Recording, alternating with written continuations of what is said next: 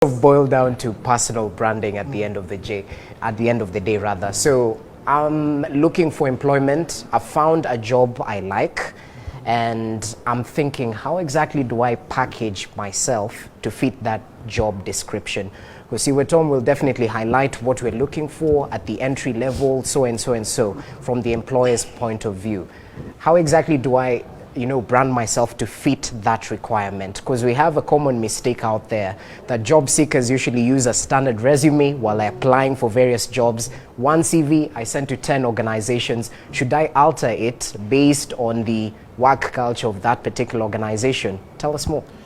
Thank you, Jesse. So actually, that is where the entire problem is, because even before you come up with that resume that is problematic, that resume that cannot open specific doors for you, it starts with the mindset and the thought process with which you approach each job that you want to apply to.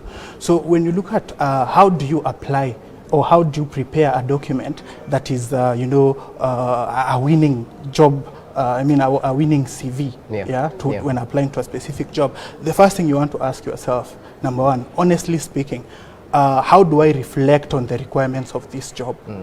Because there could be no way that this one is an engineering job and you have really no engineering experience, not even academic experience, and you still want to insist to apply. So of course you want to be honest first. Look at, okay, what are the key requirements? And I usually say that they are the nice to haves and then they are must haves.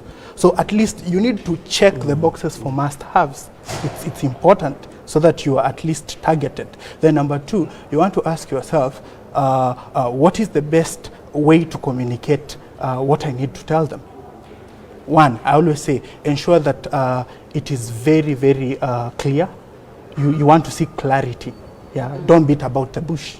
Communicate the value that you bring. So, and that brings me to the area of speaking value as opposed to speaking big. I know there is temptation to speak big when you're just from campus. You actually, somebody once said that when you come out of university, sometimes you have a lot of English with less or little experience. So, so you want to bombard the recruiter or the hiring manager with words. So remember to package value within those words.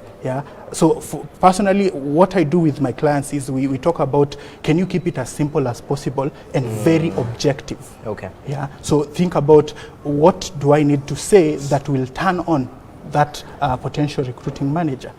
So if you realize that this is an NGO, we have certain principles that NGO and humanitarian organizations really esteem. So, and that continues, it's so forth for different organizations. So can you think about, and that is why you also have to do some job research. It's not only about the job description. Think about, okay, can I go to the website, and just read a little bit of the background, and Victoria mentioned that so well, understand that organization. In fact, I say sometimes when you're doing your resumes or your documents, think even about colors and contrast. Resonate with the theme of that organization.